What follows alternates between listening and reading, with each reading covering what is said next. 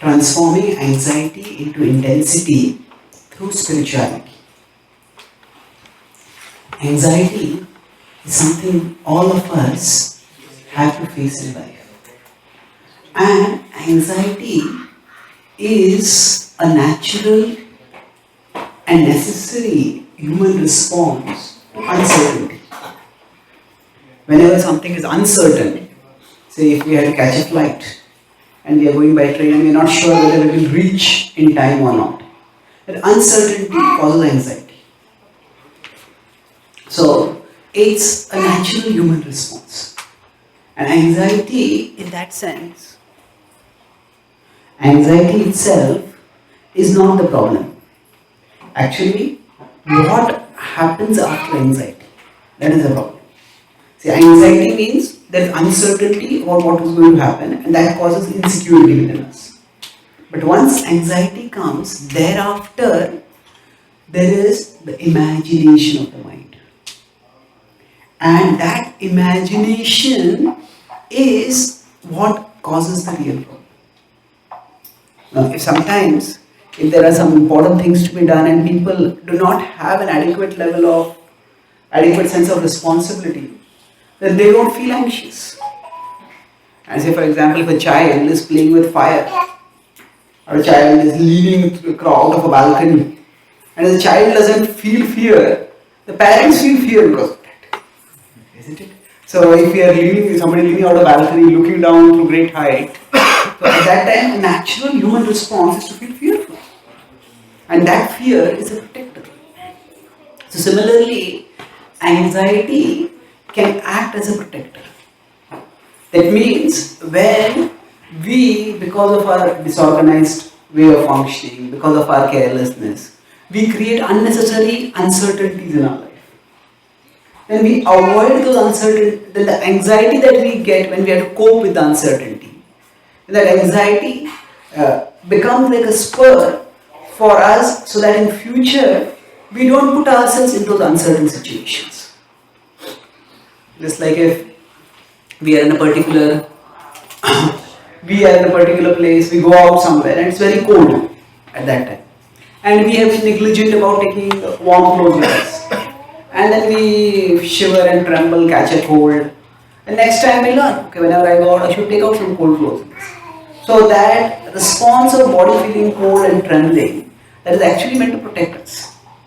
Just as the physical discomfort can protect us from unnecessary harm to the body. Similarly, anxiety can, at a psychological level, protect us from unnecessary uncertainty and trouble. So in that sense, anxiety itself is not bad. Now I am talking about anxiety in terms of the anxieties which we create by unnecessarily putting ourselves in avoidable situations of uncertainty. But just at the physical level, sometimes we may just go out and suddenly the weather may change, it may become very cold, or it may start snowing, and we may find ourselves trapped in a very physically cold situation. So just as at a physical level also, trouble can come, discomfort can come by factors beyond our control. Similarly, there is uncertainty that can come in our life by factors beyond our control. So for example, we have some swelling on our body somewhere, and then we do a test and we don't know. Maybe this swelling is a tumor, maybe it is malignant. And then if the test is going to take 2-3 days, we lose sleep at night. What is this going to be cancer? What is going to happen to me? So that is something, in this case, we haven't done anything. But it's just that uncertainty has come in our life. So now anxiety is a natural human response to uncertainty. But curiously enough, external certainty by itself or external surety by itself does not necessarily free people from anxiety. Psychologists and sociologists have been researching the phenomena of anxiety quite extensively. And they have found that today in the world we are facing what is called by many as an anxiety epidemic. Like there is an AIDS epidemic, or there is various, there's swine flu epidemic or whatever different kinds of epidemics. So they're saying there's an anxiety epidemic. And curiously enough, this anxiety epidemic is affecting people more in the first world than in the third world. So normally, if we say that anxiety is a result of uncertainty, now in countries like India and China, the uncertainties are much more. Now we turn on a power button, we don't know whether light will turn on or not. Not so bad. But there are situations of uncertainty which are far greater in the third world than in the first world. And yet, actually anxiety levels are higher in the first world than in the third world. And not only that, quite often it has been observed that when people from the third world emigrate to the first world, although they often become materially more prosperous, still their stress levels and anxiety levels go up. So why is it that at one level anxiety is caused by uncertainty? At another level, even when there is greater certainty or greater reliability of things, even then anxiety is going up. This brings us to the point that actually anxiety is caused not just by uncertainty. Uncertainty is one cause of anxiety, but anxiety is caused not just by external uncertainty, it is also caused by inner instability. Inner instability. What does that mean? That means that actually, whenever there is some uncertainty, there is some unpredictability, at that time we gravitate towards that which is certain, that which is predictable. That's where we get shelter. It's like if a small child is there, a child suddenly hears a thunder. The child will run to his mother's legs and embrace, hug the legs. Because what is this uncertain sound? I don't know. And then I know that my mother loves me, my mother cares for me, mother will protect me. So basically, whenever there is uncertainty, we go towards certainty. Whatever is sure, whatever is reliable, whatever gives us some security. Now when our worldview becomes more and more materialistic, then what actually remains certain? The lesser and lesser things actually remain certain. So for example, especially in the Western world, say we have one source of certainty is money. I have got a good job, I have a reliable income, I have good bank balance. And so whenever we feel, okay, if I have to face some financial problems, I have got good savings. That is one source of security. But in 2007, 2008, when there was this big depression, people lost large amounts of money. So money itself is one source of security. But then the nature of the world is that which is a source of security at one level, itself becomes a source of insecurity at another level.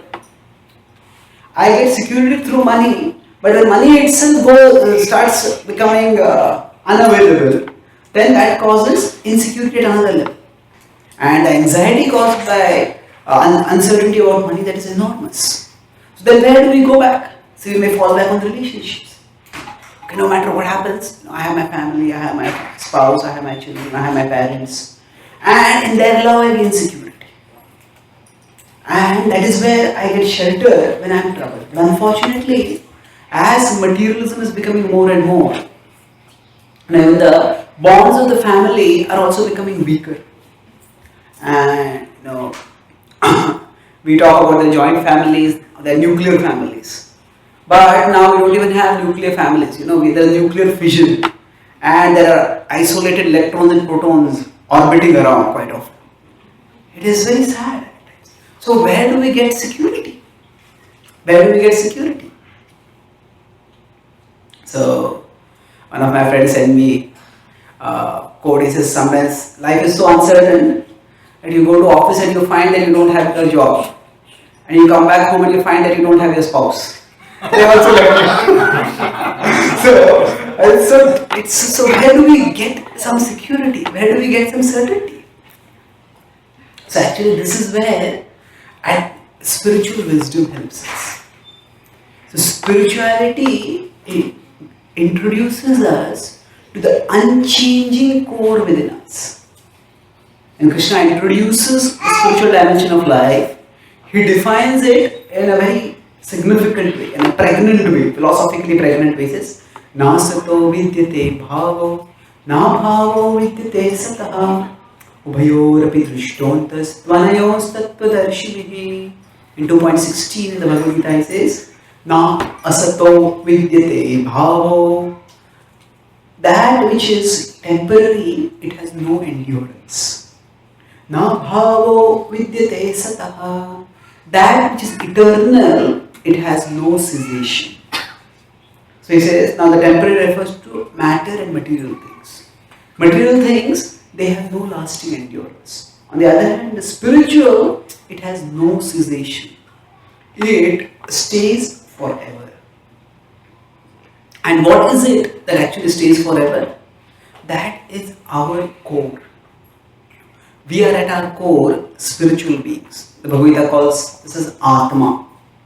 Now, the Atma is not just some religious conception. Actually, if you consider our consciousness, now all of us are conscious. Say, I am looking at you, you are looking at me. But who is it that is conscious? It's not that your eyes are conscious. You can close your eyes and still you will be thinking of things. Now, even is it the brain that is conscious? But actually the brain is made up of atoms and molecules. And atoms and molecules themselves don't have consciousness. They are made of fundamental particles. None of them have consciousness in themselves. So our capacity to be conscious is what differentiates us from matter. If I ask you, do you exist? What a strange question to ask you. It's absurd. Obviously I exist. If somebody asks us this question, do you exist? We will start doubting whether this person's intelligence exists or not. Why are we asking such a question? But actually, we exist. Not only do we exist, but we are aware of our existence. Now, this might stand, it exists, but it is not aware of its existence. It simply exists. So, where does this capacity for existence, capacity for awareness come from? The capacity for awareness. Awareness has two aspects. Awareness of things around us and awareness of oneself. So this awareness is not a characteristic of matter. Matter, no matter how complicated it becomes, no, it is still matter. Sometimes we may have very sophisticated computers or robots which may seem to talk, which may seem to do various functions which we humans do, which may do information processing. There may be artificial intelligence. Everything is this conscious. Actually, it might appear as if they have intelligence, as if they have expertise, but ultimately, every computer, what does it do? No matter how sophisticated it may be, it simply does number processing. If you go down, if you study electronics a little bit, ultimately there is based on digital logic where things change from 0 to 1. Now, computers can do it at phenomenal speeds. But, if I had a device over here which is changing 0, 1, 0, 1, 0, 1, 0, 1, 0, 1. Now, would I think that it has emotion, that it has intelligence, it has consciousness? No. Now, if something starts changing 0, 1, 0, 1 at a mind-bogglingly fast speed, still, that does not produce consciousness. So, computers can process information phenomenally. But none of them have emotions. None of them have consciousness. Say there was this, when computers started playing chess and became expert at playing chess. So at one time, the computer Deep Blue, which defeated Gary Kasparov. And that was touted as a big victory. Just see how intelligent computers have become. And the computer defeated the world chess champion. Now, after Gary Kasparov was defeated, and that is many years ago, there was a picture of him catching his head. Oh my God, what a disgrace, the machine defeated me. And he was frustrated. And the developers of Deep Blue They were proud. Just see how intelligent our computer is. How brilliant is the machine that we have made. But what about Deep Blue? How about the machine itself? The machine had no emotions. In fact, the machine did not even know that it had won a match. All that the machine had done was, it had processed certain data according to certain programs. So, actually speaking, consciousness cannot come just by number crunching or information processing. That's all good, but what does that information mean? That is something entirely different. Now, a computer can process information, but if I read something, it is I who feel something on reading it. And who is that person who feels it? So, Kasparov's brain was also processing the chess moves. The computer's CPU was also processing the chess moves. And the computer's CPU processed the chess moves better. And that's how Kasparov was defeated. But the computer did not feel anything after winning the match. Why? Because information processing is different from consciousness. So the effect of information processing is the effect of the way the information is processed, and the result that comes because of that, the emotional effect of that is experienced by someone with consciousness. That's why it was not the Deep Blue celebrated. It was the makers of Deep Blue celebrated after the computer won. So that means the more sophisticated machines become, the more we see that their information processing capacity is phenomenal, but they are far, far away from consciousness. This is completely different. So the Gita explains the consciousness comes from our non-material essence. Abhinashi tadvidhi yen sarvamidatatam. Vinasham avyasyasya na kaschit kartumartati. Krishna explains in 2.17 in the Bhagavad Gita that which pervades the whole body, know that to be indestructible. It comes from a soul, that is the soul, and no one can destroy that soul. Krishna emphasizes this twice.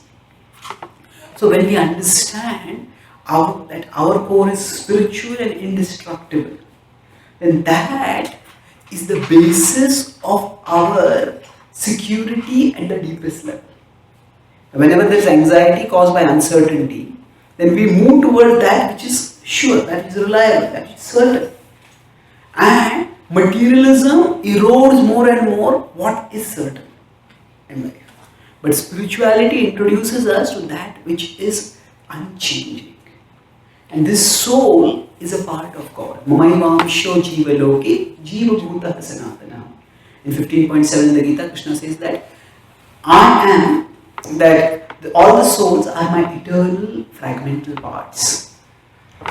Just as the finger is connected with the body, similarly, we are connected with God. Just as the finger, if there's a gulab jamun over here, the finger can scratch the gulab jamun, toss the gulab jamun, squeeze the gulab jamun, punch the gulab jamun. There's no pleasure in all that. You take that sweet ball and offer it to the stomach, to the mouth, and then the finger automatically gets nourished into that. Similarly, so a part has to serve the whole, and then the part also becomes nourished. So similarly, we are parts of God, and when we love and serve Krishna, we get inner fulfillment, we get inner security, we get inner satisfaction.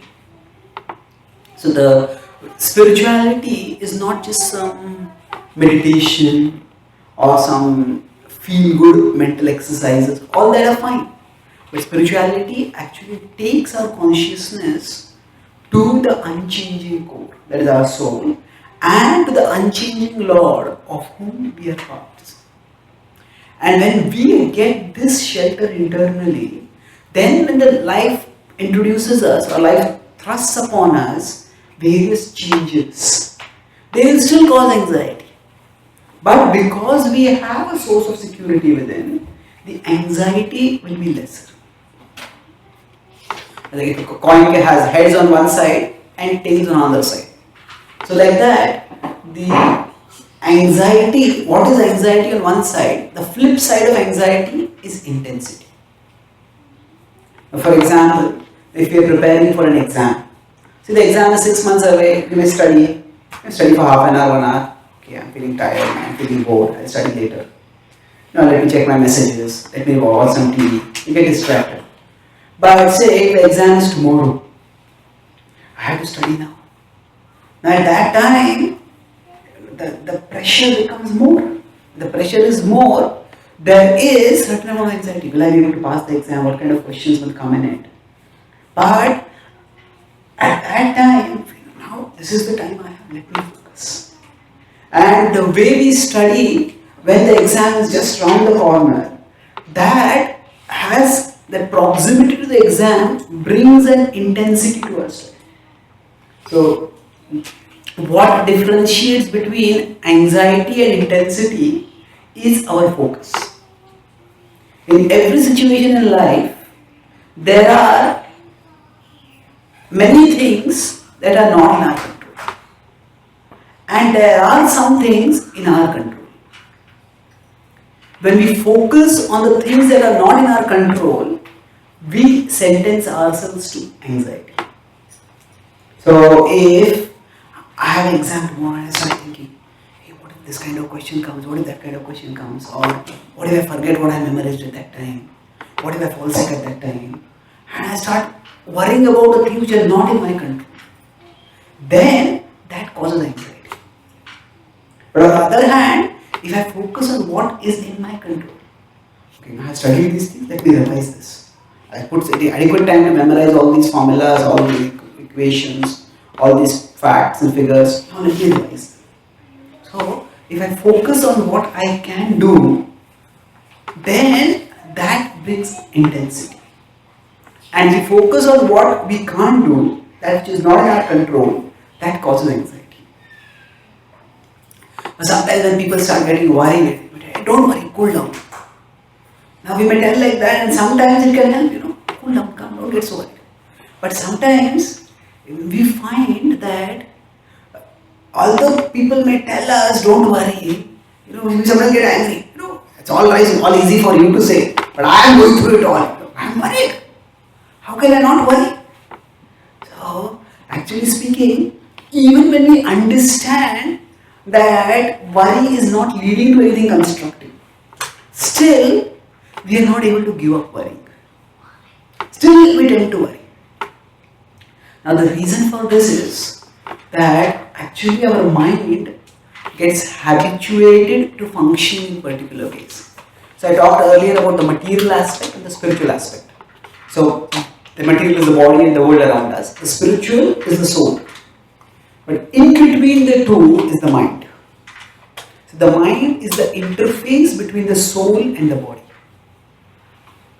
So to understand this three-level concept of the self, we can compare it to say body, mind and soul. It is like if I have a computer here, the hardware, the software and the user. So the body is like the hardware, the mind is like the software and the soul is like the user. So, sorry? You said about the soul. What did you say about the soul? The soul is the user, the person who is using the computer. So now sometimes if we, while using a computer, start using a particular program, say whenever I have to surf the net, I use a particular browser. Say I use Chrome or whatever. And then that becomes my default browser. So next time, whenever I click any link, I don't have to choose that browser. It automatically gets chosen, it opens and it starts functioning. So just as there can be default settings in a machine which we don't consciously choose. But because of our past usage, they have become default. Suppose we visit a particular site repeatedly, then Google catches that and it does autocomplete. And as soon as I type one or two letters, then it just completes that. I was once using editing software. So I wrote the soul is Sat Chit Ananda. That is characteristic of the soul. Sat means eternal, Chit means conscious, and Ananda is joyful. So the soul is Satchidananda. Then I typed the soul Satchidananda and the computer made it as the soul is Saturday Chidananda. But for the computer, SAT is a short form for Saturday. So So it had done an autocorrect that was incorrect. So then, when the autocorrect is actually meant to make the incorrect correct. If I type something wrong, it should make it right. But sometimes the autocorrect can make the correct incorrect. So then I have to go back and I have to change it from Saturday to Sept. So like that, just as there can be autocorrect functions or default settings in a machine which work in particular ways based on past usage, past programming. Similarly, our mind is like a programmable software. And based on the way we have functioned in the past, certain programs become default programs. So when certain settings have become default, even without our awareness, we start acting accordingly. So, for going back to our earlier discussion of what things which are in our control and things which are not in our control. So, focusing on things in our control brings intensity. Obsessing over things not in our control causes anxiety. But if in the past we have habitually let ourselves worry, then the mind has developed the default program of thinking about things not in our control. And when that has happened, even if we are told with our intelligence, don't worry, still it just doesn't work. We say I shouldn't worry, but I still start worrying. Now what if this happens? What if that happens? What if that happens? What if that happens? And worry is both a paralyzer and an energy consumer. Now when we are worried, we can have both responses. We just run around doing things. Maybe do this, do that, do that, do that, do that. And because we are worried, whatever we are doing, we don't do it very attentively. And then when we realize I've done something wrong, that adds to the worry. So we are in a frenzied mode of functioning, where we do things, we half do things, we do things improperly, and we make things worse. Or sometimes worry paralyzes us. So I just crumble. Oh, this may go wrong, that may go wrong. I don't know what to do at that time. So you may get an emotional breakdown, a nervous breakdown. Now when this happens, basically the default program has taken over the control of our mental functioning. And it is directing our thoughts. So when we want to minimize anxiety. Now as I said, anxiety itself is not bad. It is natural and necessary response to uncertainty. But when I know that there is something uncertain, say I have to go to catch a flight and I don't know whether I'll reach it or not. Then what is in my control? Okay, I get into my car as soon as possible, I set the GPS, I find the fastest way to move forwards and I try to move as fast as possible. There are some things which I can do. And when we focus on that, we are doing practically what is possible for dealing with the worry. But the default programs prevent us from doing that. I'm driving the car and I'm thinking, hey, what happens if there's an accident on the road? Then I may not be able to reach. And then what will happen? I'll miss the flight. If I miss the flight, then how will I get there? And then while thinking like this, we may paralyze ourselves, or we may drive faster than the legal limit and then somebody catches us and we get a ticket and then get further delayed by that. So things can either become too much further aggravated because of frenzied mode of functioning, or things can become come to a standstill because of paralysis caused by worry. So at such time, just telling people don't worry, that is good advice, but it is not very empowering advice. Our intentions may be good, but the default programs cannot be changed just by some platitudes. And that, so if there is a software which is corrupt, if there is say some virus which has corrupted my software, I actually need some antivirus program to remove that corrupted that virus. When the corruption in the software goes, then my machine will start functioning well once again. So to counter the default programs that we all have, at that time, spiritual wisdom and spiritual practice, these are very empowering. Because what they do is that they give us unchanging object for our thought. They give us some practices by which we can redirect our thoughts towards the unchanged. Now, we may, because of our upbringing, because of our culture, sometimes go to temples, some come for kirtan, come for satsang. All this is good. And we may also feel, yes, I feel very nice when I come to such programs. And that nice feeling is good, and we may because of to get that nice feeling again, we may come again and again.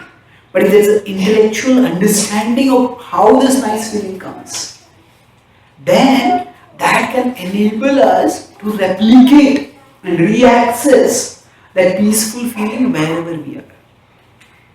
So even if we don't understand it ourselves, when we come in a spiritual setting, when we hear spiritual sound vibrations, when we see the spiritual forms of Krishna in the temples, at that time our consciousness gets an unchanging shelter. And that is what gives us peace. So if somebody is in a boat in an ocean, in that the waves are constantly going to be there. And those waves are going to cause the boat to move up and down, up and down. Now, if that boat is anchored to something firm, then the movement up and down, that will decrease substantially. Similarly, we are in a world where there are going to be ups and downs. That is simply inevitable. Then sometimes we'll be honored, sometimes we'll be dishonored. Sometimes there will be pleasure, sometimes there will be pain, sometimes there will be health, sometimes there will be disease. Sometimes there will be heat, sometimes there will be cold. Sometimes we will be successful, sometimes we will be unsuccessful. There are dualities that will always be there. As there was a movie, Kabhi Khushi, Kabhi Gham. So, this duality is a fact of life. Everybody knows about this. But whenever these dualities come, if we are like a person in a small boat, or if a person floating in an ocean, the waves will toss up and down. But if we are in a boat which is anchored, then the shaking up and down will be much lesser. So, spiritual knowledge is like the boat. The more we understand our spiritual identity, the more we philosophically understand that we are connected with the Supreme Whole, then that itself gives us stability. And further, not just spiritual knowledge, but if there are spiritual practices. If we meditate, if we chant the holy names of Krishna, of God, then these practices, they comprise the anchor, which connect us with the supreme unchanging reality. The supreme unchanging reality is God. He is known by various names in different traditions. But Ekam Sat Vipra Bahudha Vadanti. The Rig Veda says that Ekam Sat, there is one truth. Vipra Bahudha Vadanti. The wise ones know Him by many different names. So when we connect with that absolute truth through the spiritual practices of the chanting, meditation, prayer, worship of the deities, study of scripture, through all these we get anchored, and that anchor gives us stability. And when we make it a habit to repeatedly connect with Krishna, repeatedly shelter ourselves in God, then that becomes the cleanser of the negative programs that are there in the mind. See, the mind basically has certain habits, but habits are not destiny. Habits are changeable. It requires time to change habits, but every habit is changeable. So, the mind has a habit to think of things beyond one's control and become fearful, become paranoid. But when we make it cultivate as a habit, fixing the mind on Krishna, then it may appear as if actually I am worried at different times, but here I am coming to satsang, studying scripture. How is this benefiting me?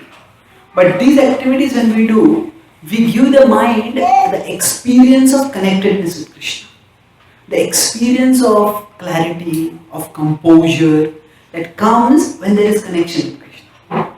And then by that, the habit of connecting with Krishna becomes stronger and stronger. That means there will be both. So the mind is not just uniform in the sense that there is not only one thought or one desire running in the mind. So there is one program. It's always worrying about things not in my control. Things which are unpredictable. Things which are constantly changing. But we create another track in the mind by our diligent practice of spirituality where we connect with the unchanging. And then that brings us peace, that brings us composure, that brings us clarity. And then as we keep doing this program in the mind, this pattern of thinking, that becomes stronger and stronger. So if you have a weighing balance, initially the habit of thinking about that which is not in my control, that is very high. And that's what causes me anxiety. But when we make it a habit of connecting with Krishna, then they decide of focusing on that which is unchanging, that which gives me shelter, that becomes stronger and stronger. And as this becomes stronger and stronger, then even at a subconscious level, the change will happen. And the spiritual growth, it is subtle, it is gradual. Sometimes say a baby, a child is not ready to eat food. When the mother tells, okay, you take this milk, you will develop very nice muscles. The child drinks one glass of milk and then gets a tape to measure the muscles. Muscles will improve, light. No, it's not like that. It takes time. So, actually the growth is gradual. But if the child keeps taking healthy food on a regular basis, the child will see, okay, over a period of weeks, months. It's not on a daily basis we can see the growth. But over a period of time we can see the growth. So similarly, by practicing spirituality, we may not see any changes overnight.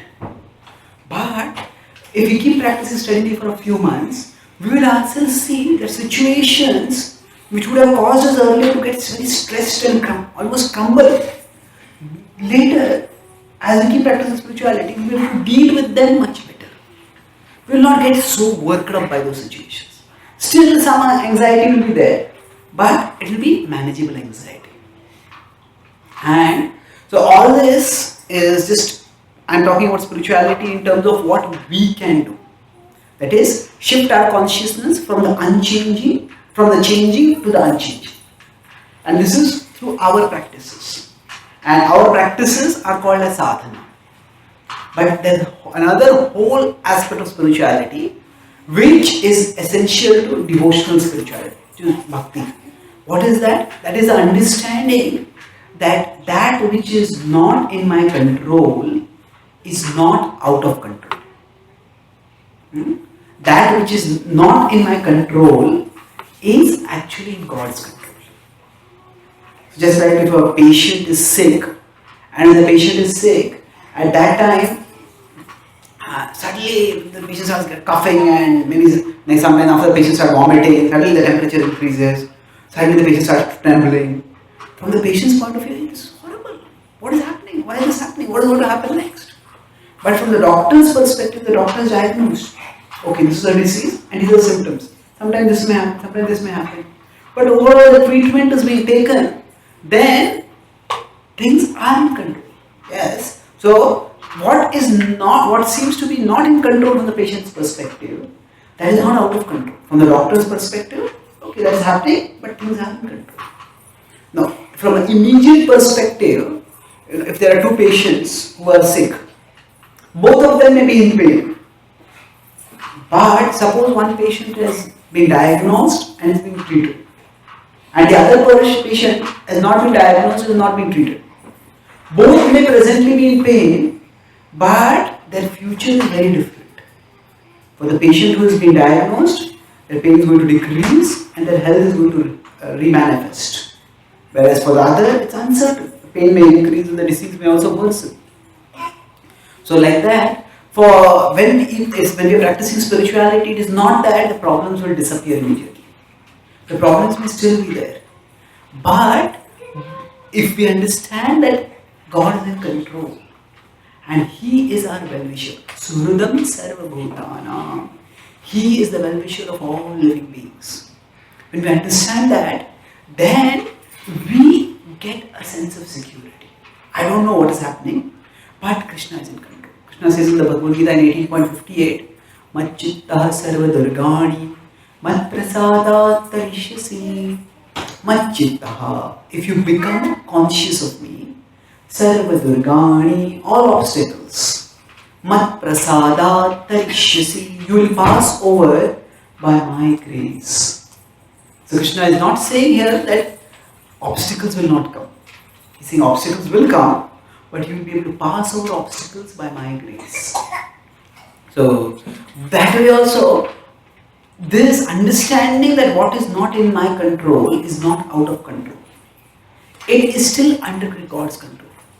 And He will take care of things. That gives us greater impetus to focus on what is in our control. In every situation that we are in, there is always something which is in our control. There may be 100 things which are not in our control, but there is one thing in our control. And if we do that one thing, we move forwards. And we can do one more thing. We can do one more thing. Suppose a patient has got fracture and their hand has been in a cast that is completely immobile. And for the patient, they are told to move their hand. It's enormous pain. So the doctor tells him, maybe this person was earlier like a wrestler or a boxer. They could knock out a person with just one punch. And now that person can't even move their hand. It may seem very disempowering, very disheartening. Doctor tells you, exercise. You can exercise your hand. What exercise? I can't even move my hand. What exercise can I do? Earlier that person was lifting huge weights. Doctor tells, okay, can you just lift your finger? Lift your finger. That's your exercise. What? That's exercise. That's child's play. He says, no, this is the exercise for you. Do this exercise, just move your fingers. Just move your fingers. And then gradually by that, the mobility in the hand will come. Then the hand will move. Then you can move the wrist. Then you can move the forearm. And then you can move the full arm. So this is how, at that time, when a person has had a fracture, there may seem to be no control at all. But still there is little control. At least I can move the finger. And if you focus on that which is in control, that is empowering. And when we know this is in my control, this is what I can change positively, that can also bring intensity in what we are doing. So spirituality helps us to transform anxiety into intensity. Anxiety will come, but when anxiety comes, at that time if we have a spiritual focus, rather than worrying or obsessing over that which is not in our control, we will focus on that which is in control, that is in our control. And knowing that there are things outside our control, that will actually bring intensity. Okay, let me do at least my part well. If I do my part well, then what is not in my control, that will be taken care of. I have done my best. So when we approach God, it is said that don't tell God how big your problems are. Tell your problems how big God is. So that means when we come to God and say we are chanting Krishna's name, when we are praying to Krishna, when we are coming to a temple, at that time also we are thinking, I got such a big problem, such a big problem, such a big problem. When we are constantly thinking about the problem, then actually we are not letting our consciousness connect with the unchange. We are coming in front of God, but we are not God conscious, we are problem conscious. And by being problem conscious, we deprive ourselves of the shelter and the strength that comes by connection with God. So, if instead the problem is, okay, my God, it's such a big problem, such a big problem, such a big problem. But then, actually God is much bigger. If we look at our own lives, we have also weathered many storms in our past. We have gone through them. They were difficult situations. We have gone through difficult situations now, and we'll go through this difficult situation also, whatever it may be. So tell the problems how big God is. He has led us through many, many things in the past which we don't know about, and He will lead us in future also. He will lead us in the present also. So when we focus on God, then that helps us to deal with the problems by not letting the problem dominate us. So anxiety as an awareness of uncertainty that can stimulate us and help us to develop intensity. But if anxiety comes to the center of our consciousness, if uncertainty starts dominating us, then it paralyzes us. That's why we need to keep at the center of our consciousness our spiritual identity, our connection with God, and wherever I am. Ultimately, no matter what happens financially, what happens socially, what happens physically, at the core I am indestructible. At the core, God is always with me. And therefore, with that shelter, we can resist the mind's default tendency to worry about things which are not in our control. So, by the practice of spirituality, we develop our inner muscles. It's like a small child cannot lift big weights, but a person who has done weightlifting, they can lift big weights.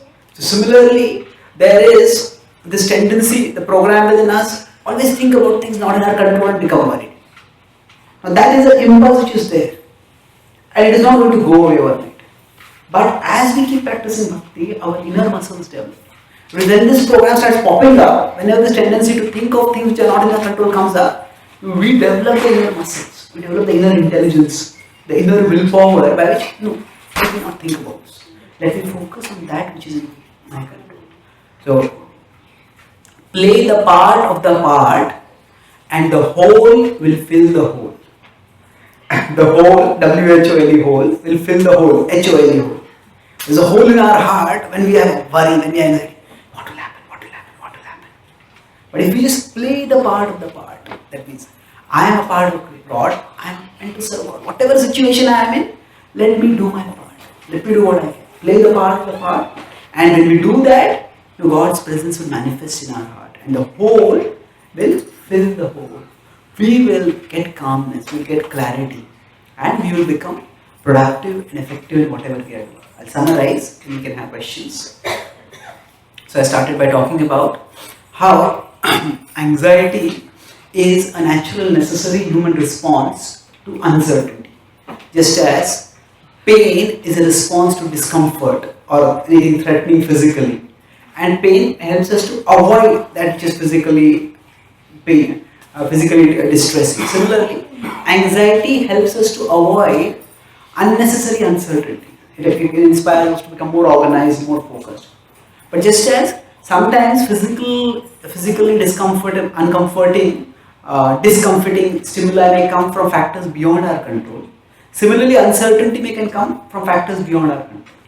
That time we get anxiety. And curiously enough, anxiety is normally caused by uncertainty.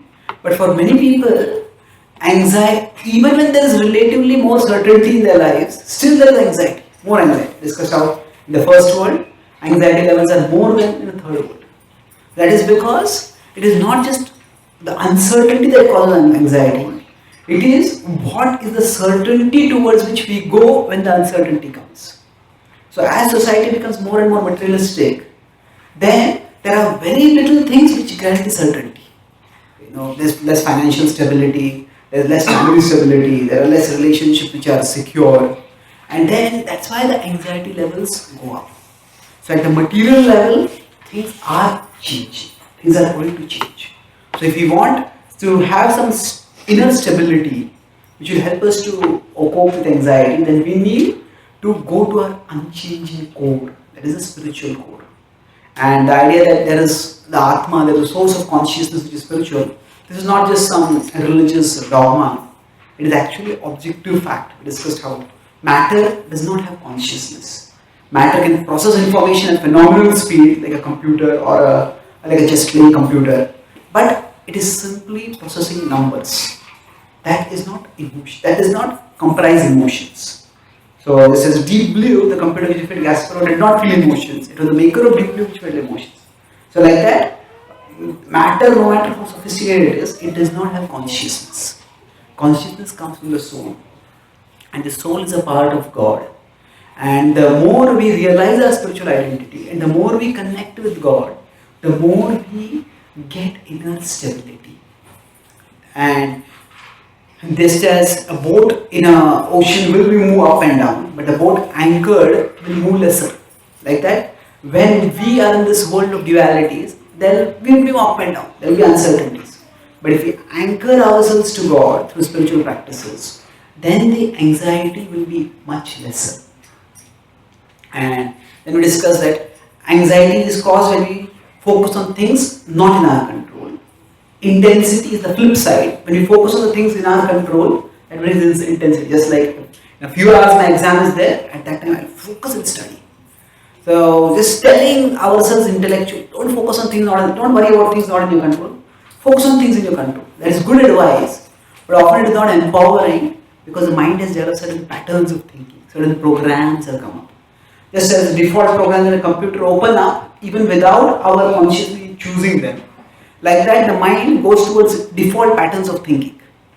So when that happens, we need to not just give good advice, but we actually change the default patterns of thinking. Just as if there's a virus has contaminated software, I need an antivirus program to remove that corrupting software. So like that, spiritual practices, what they do is, as at an intellectual level, I understand that focus, don't worry about things not in your control. But when the program has been habituated like that in our mind of worrying, then we need to practice spirituality.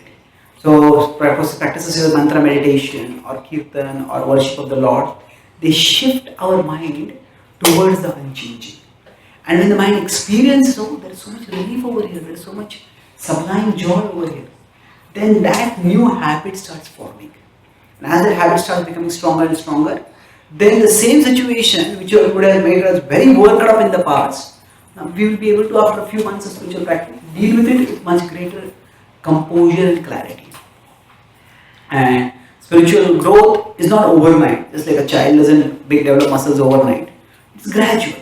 But it's transformational. And at a conscious level, not just understanding our own spiritual identity, but understanding God's benevolent role. What is not in our control is not out of control. It is in God's control. Like a patient who is being treated, even if some pain is coming, some unpredictable things are happening, from the doctor's perspective, things are in control. So directing our thought towards God's benevolence, that also helps us to gain peace and further focus on that which is in our control. So when we approach God, at that time we shouldn't be, don't tell God about how big our problems are. Tell our problems how big God is. And that way, when we play the part of the part, then the whole will fill the whole within. And we'll become more composed and focused in whatever we are doing in our life. And that way we can transform anxiety into intensity through spirituality. Thank you very much. Are there any questions or comments?